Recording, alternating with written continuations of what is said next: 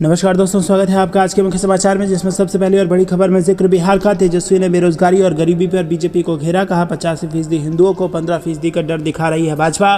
दूसरी खबर में जिक्र मौसम का, दिल्ली में फिर लौटेगी बारिश, मौसम पर IMD का आया लेटेस्ट अपडेट। तीसरी खबर में आपको बताएंगे कि राजस्थान में यहाँ पर बड़ा फार्मूला दिया है सचिन पायलट ने, कहा 2024 के लोकसभा चुनाव में PM मोदी को हराना संभव है और उसका फार्मूला बताया है। और साथ ही साथ खबर में आगे जिक्र होगा कि कैसे राहुल गांधी पर निशाना साधकर खुद फंस गए बीजेपी के प्रवक्ता संबित पात्रा। और खबर में आगे आपको बताएंगे कि कर्नाटक में भाजपा को बड़ा झटका लगा है और खड़गे को हराने में बड़ी भूमिका निभाने वाले पूर्व बीजेपी MLC कांग्रेस में शामिल हो गए हैं। दोस्तों, हर एक खबर की गहराई में आपको ले जाएंगे, लेकिन उससे पहले अगर आपको भी ऐसा लगता है कि 2024 में बदल जाएगी सरकार, तो वीडियो को लाइक, चैनल को सब्सक्राइब और बेल आइकन दबाकर कमेंट में लिखिए जय हिंद। रुक करते हैं सबसे पहली और बड़ी खबर की तरफ। तेजस्वी ने बेरोजगारी और गरीबी पर बीजेपी को घेरा, कहा 85% हिंदुओं को 15% का डर दिखा रही है सरकार। जी हाँ दोस्तों, आपको बता दें कि बिहार विधानसभा में बेरोजगारी और गरीबी के मुद्दों पर डिप्टी CM तेजस्वी यादव ने बीजेपी को जमकर घेरा है और कहा कि बीजेपी की बातों में विरोधाभास है, मिथ्याभास है, कभी भी मुद्दों की बात नहीं करती। देश में 85% हिंदू है, लेकिन बीजेपी 15% का डर दिखाकर हिंदुओं को भयभीत कर रही है। इस दौरान तेजस्वी ने तंज भी कसा है। तेजस्वी ने कहा है कि देश में जिनके पास रोजगार नहीं है वो हिंदू बनकर खुश है, जिनके पास काम नहीं है वो 5 किलो राशन पाकर खुश है, जिनके पास नौकरी नहीं है, कमाई, पढ़ाई और दवाई नहीं है, वो बीजेपी शासन में बस जिंदा रहकर खुश है। मिथ्याभास यह है कि 85% हिंदुओं को 15% का डर दिखा रहे हैं, जबकि सबसे ज़्यादा गरीब और बेरोजगार हिंदू ही है। तेजस्वी यादव ने आगे कहा कि भाजपा नेताओं ने जितना देखा, जितना सुना, उससे कम समझा और उससे ही सच मान लिया। उन्होंने कहा कि बीजेपी यही कह रही है और यही कर रही है, जो सच है उस पर बात नहीं हो रहा है, भ्रम, फरेब और झूठ फैलाया जा रहा है। और इससे पहले तेजस्वी यादव ने स्वास्थ्य विभाग के बजट के दौरान राज्य में 3 नए मेडिकल कॉलेज, स्वास्थ्य विभाग में 1.60 लाख भर्ती और NH पर 11 नए ट्रॉमा सेंटर खोलने का ऐलान कर दिया है। दोस्तों, रुक करते हैं अगली ब्रेकिंग न्यूज़ की तरफ।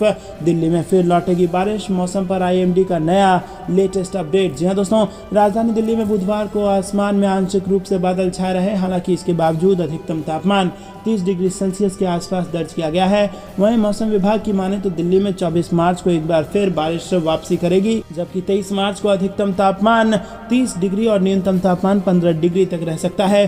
24 मार्च को मौसम फिर करवट लेगा और गर्जना के साथ बारिश की संभावना है। तेज हवाएं चलेंगी, हवाओं की गति 30 से 40 किलोमीटर प्रति घंटा की रह सकती है। बादल छाए रहेंगे और इसकी वजह से अधिकतम तापमान 26 और न्यूनतम तापमान 17 डिग्री दर्ज होगा। रुक करते हैं अगली ब्रेकिंग न्यूज़ की तरफ। 2024 के लोकसभा चुनाव में PM मोदी को हराना संभव है, सचिन पायलट ने बताया फार्मूला। जी हाँ दोस्तों, लोकसभा चुनाव होने में करीब 1 साल का वक्त बचा हुआ है। 2024 के अप्रैल मई में लोकसभा चुनाव होने हैं और ऐसे में इस वक्त देश की राजनीति में सबसे बड़ा सवाल यह है कि क्या प्रधानमंत्री मोदी की अगुवाई वाले NDA को कोई हरा भी सकता है क्या? ये सवाल इसलिए और भी अहम हो जाता है क्योंकि विपक्षी दलों के कई नेता एकजुटता बनाने की कोशिश कर चुके हैं, लेकिन फिलहाल सभी नाकाम दिख रहे हैं। लोकसभा चुनाव से पहले इसी साल के अंत में राजस्थान विधानसभा चुनाव होने हैं और राजस्थान में फिलहाल कांग्रेस की सरकार है, लेकिन यहाँ कांग्रेस के अंदर ही CM अशोक गहलोत और पूर्व डिप्टी CM सचिन पायलट के बीच जारी तनाव के चलते पार्टी दो फाड़ नजर आती है। ऐसे में राजस्थान के पूर्व डिप्टी CM सचिन पायलट से जब पूछा गया कि क्या PM मोदी को हराया जा सकता है, तो उन्होंने कहा कि असंभव कुछ भी नहीं है। एक निजी न्यूज चैनल से बातचीत में राजस्थान के पूर्व डिप्टी CM सचिन पायलट ने कहा कि प्रधानमंत्री नरेंद्र मोदी को 2024 के लोकसभा चुनाव में हराना संभव है।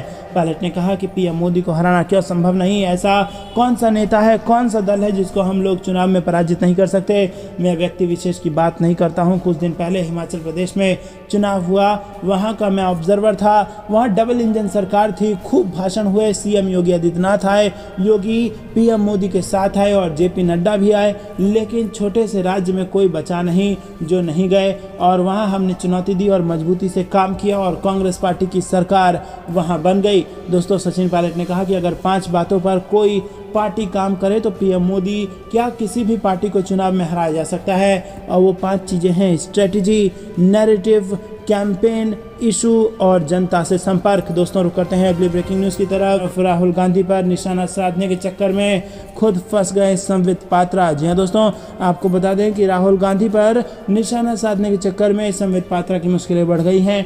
बीजेपी के राष्ट्रीय प्रवक्ता संबित पात्रा के खिलाफ कांग्रेस केस दर्ज कराने जा रही है और ऐसे में आपको बता दें कि संबित पात्रा ने राहुल गांधी को लेकर ऐसा बयान दिया था जिस पर कांग्रेस ने संबित पात्रा के खिलाफ कानूनी कार्रवाई की बात कह दी है। तो दोस्तों, आपत्तिजनक बयान देने के बाद अब बढ़ सकती है भाजपा के प्रवक्ता की मुश्किलें। रुक करते हैं अगली ब्रेकिंग न्यूज़ की तरफ। कर्नाटक में भाजपा को बड़ा झटका, खड़गे को हराने में बड़ी भूमिका निभाने वाले पूर्व बीजेपी एमएलसी कांग्रेस में शामिल। जी हाँ दोस्तों, आपको बता दें कि कर्नाटक में इसी साल मई तक विधानसभा का चुनाव होना है।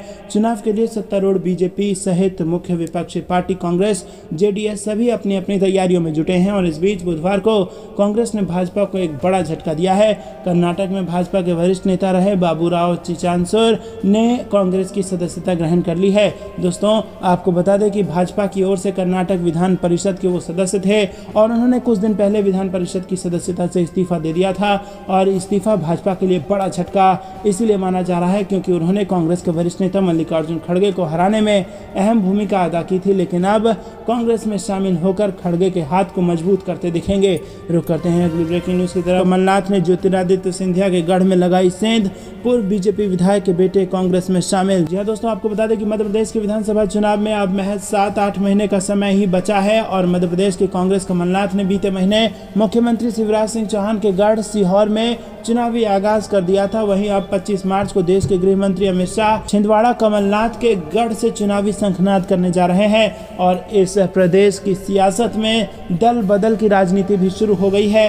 पीसीसी चीफ कमलनाथ ने केंद्रीय मंत्री ज्योतिरादित्य सिंधिया के गढ़ में सेंध लगा दी है और बीजेपी के पूर्व विधायक के बेटे ने कांग्रेस का दामन थाम लिया है। दल बदलने के पीछे उन्होंने केंद्रीय मंत्री ज्योतिरादित्य सिंधिया को जिम्मेदार ठहराया है।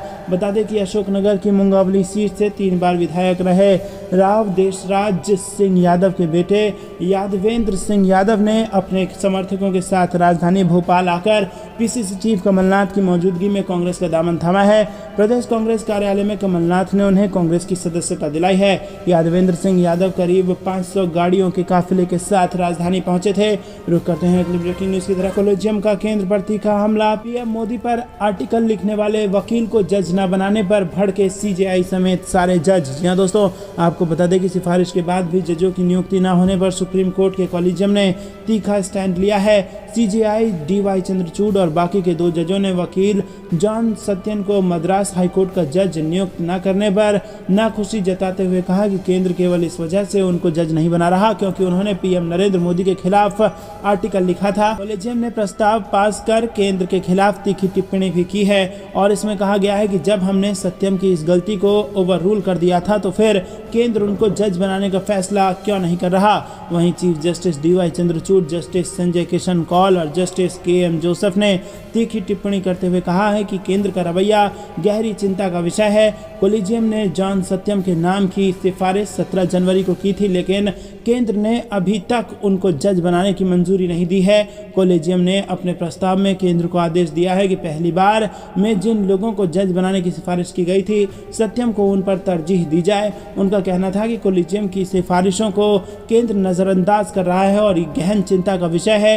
एक रिपोर्ट के मुताबिक 21 मार्च को हुई कोलेजियम की मीटिंग में उस सिफारिश पर चर्चा की गई जिसमें मद्रास हाईकोर्ट में 4 जज नियुक्त करने को कहा गया था। रुक करते हैं अगली ब्रेकिंग न्यूज़ की तरफ। राहुल गांधी को वाराणसी की कोर्ट से बड़ी राहत, लंदन वाले बयान के खिलाफ दाखिल परिवाद हो गई है खारिज। जी हाँ दोस्तों, आपको बता दें कि कांग्रेस नेता राहुल गांधी के खिलाफ दाखिल परिवाद मामले में सीजेएम प्रथम व एमपी एमएलए कोर्ट के प्रभारी उज्जवल उपाध्याय की अदालत में बुधवार को सुनवाई हुई और सुनवाई के बाद अदालत ने परिवाद को खारिज कर दिया है। कांग्रेस नेता राहुल गांधी को वाराणसी की कोर्ट से बड़ी राहत मिली है और अपर मुख्य न्यायिक मजिस्ट्रेट उज्जवल उपाध्याय ने बुधवार को राहुल गांधी के खिलाफ विभिन्न धाराओं में मुकदमा दर्ज करने के लिए दाखिल परिवाद को एकदम खारिज कर दिया है। कोर्ट ने कहा कि परिवाद के अवलोकन से ये नहीं लगता कि राहुल गांधी का कथित वक्तव्य अभिव्यक्ति की स्वतंत्रता की विधि विहित परिधि का अतिक्रमण करता है और संज्ञेय अपराध भी नहीं लगता, इसीलिए परिवाद पत्र खारिज किया जाता है। रुक करते हैं अगली ब्रेकिंग न्यूज की तरफ। 2024 से पहले ईवीएम पर फिर बवाल, शरद पवार ने